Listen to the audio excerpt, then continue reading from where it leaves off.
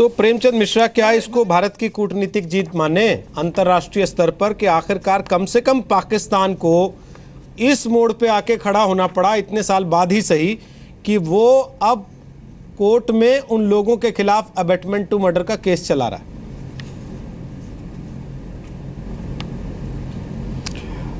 देखिए, मैं इसे एक पॉजिटिव स्टेप मान सकता हूँ, लेकिन पाकिस्तान में जो कुछ हालात हैं और जो आज तक पाकिस्तान ने किया है, जो स्टैंड आगे बढ़कर फिर यू टर्न ले लेना, चीज़ों से बिल्कुल नकार देना, सबूतों को नहीं, हमारे सबूतों को न मानना, और कई बार दोस्ती का हाथ बढ़ाकर फिर हाथ खींच लेना, बातचीत करना, बातचीत रोक देना, और लगातार सीमा पार से हमारे यहाँ घुसपैठ जारी रखना, ये तमाम ऐसी चीज़ें हैं जो हमें इस तरह की घटनाओं पर भरोसा करने के लिए तैयार नहीं कर पाता है।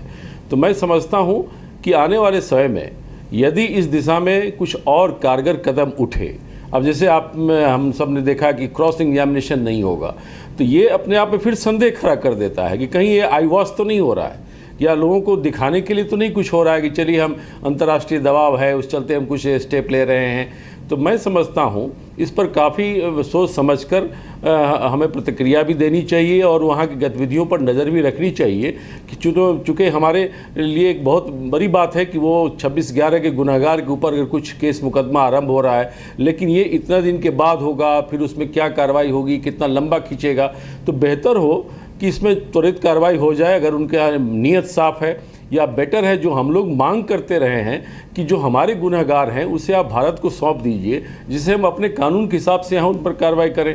तो ये तमाम कुछ ऐसी चीज़ें हैं जिस पर भरोसा तभी होगा जब हम देखेंगे कि उन गुनहगारों को सज़ा मिल रही है कि नहीं मिली है। तो हमें प्रतीक्षा करनी चाहिए, क्योंकि पाकिस्तान बहुत जल्दी यू टर्न लेता है और कई तरह की चीज़ों में आगे बढ़कर फिर कदम पीछे खींचने का उनका इतिहास रहा है। इसलिए बहुत ज़्यादा उत्साहित होने की या इसे कूटनीतिक जीत मानने के लिए मैं तैयार नहीं हूँ। ठीक, नुसरत अमीन साहब, भरोसा क्यों नहीं हो पाता लोगों को पाकिस्तान के ऐसे कदम पे भी जिसको कि वो पॉजिटिव बताते हैं, दिखाना चाहते हैं? क्यों नहीं हो पाता लोगों को पाकिस्तान के ऐसे कदम पे भी जिसको कि वो पॉजिटिव बताते हैं, दिखाना चाहते हैं? आवाज नहीं आ रही आपको मेरी?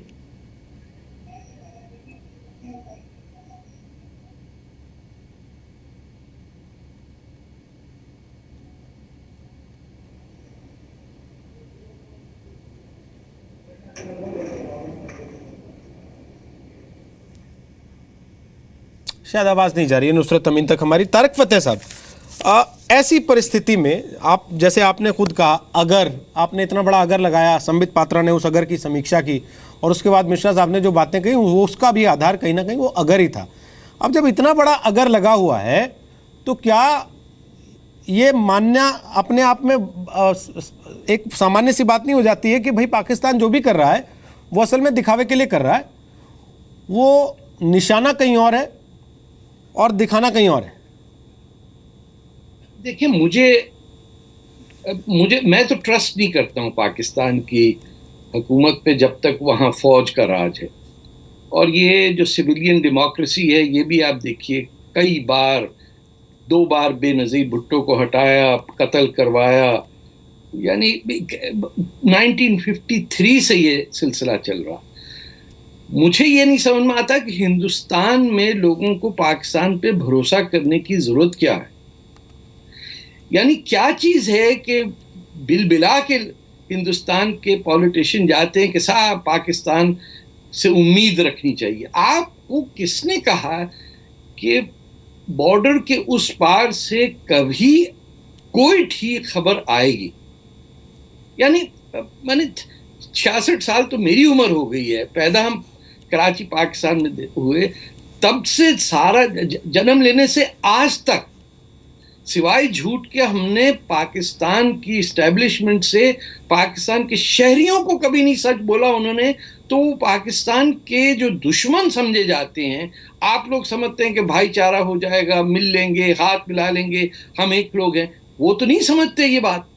वो तो आपको दुश्मन समझते हैं, वो अपने आप को अरब या ईरान या पता नहीं कहाँ के लोग समझते हैं।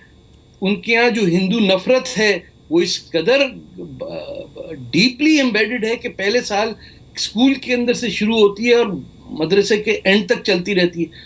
वहां का पढ़ा लिखा आदमी, चाहे जज हो, लॉयर हो, फौजी जनरल खास तौर पे हो, वो कहां से सच बोलेगा हिंदुस्तान से?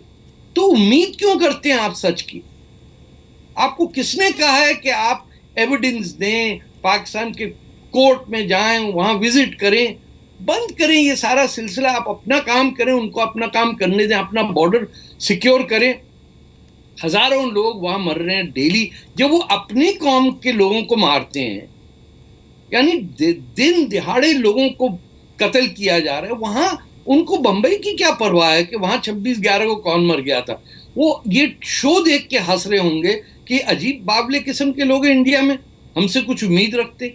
मुझे तो आज तक नहीं को पाकिस्तानी इस्टेब्लिशमेंट का शख्स मिला, और इतनी उम्र मेरी हो गई कि मेरे साथ कॉलीग जो हैं, they are in senior positions in Pakistan bureaucracy और पॉलिटिक्स में, वो वाकई हंसते हैं हिंदुस्तान पे कि कैसे लोग हैं, हम चपट मारते हैं वो फिर आ जाते हैं कि साथ में। फिर बताइए, शायद गलती से आपने हमको मारा होगा। अब बताइए, वो लोगों को रिलीज कर दिया आपने जिन्होंने जाके पठानकोट पे हमला कर दिया। तो ये तो अपने गिरेबान में आप डाल के देखिए कि ये उम्मीद क्यों रखते हैं आप किसी और से? संबित पात्रा, अपनी डेवलपमेंट करिए, आप अपनी कौम को ऊपर करें। आप दुनिया के स्टेज पे इस वक्त बैठे हुए, ये इन्होंने 26/11 किया है, ये करते रहेंगे और यही लखवी करेंगे। लखवी नहीं होंगे तो अबू लखवी होंगे, इब्न लखवी होंगे, कोई ना कोई अपने आप को, हिंदुस्तान को मुस्तकिल तंग करने के लिए ये उनकी डॉक्ट्रिन है। इसको आप ये नहीं समझें कि कोई ये एबरेशन है कि यह वक्फी तौर पे कोई ये alteration. This is the foundational doctrine of Jinnah's two nation theory, and this is deeply embedded in every part of what is called Punjab in Pakistan.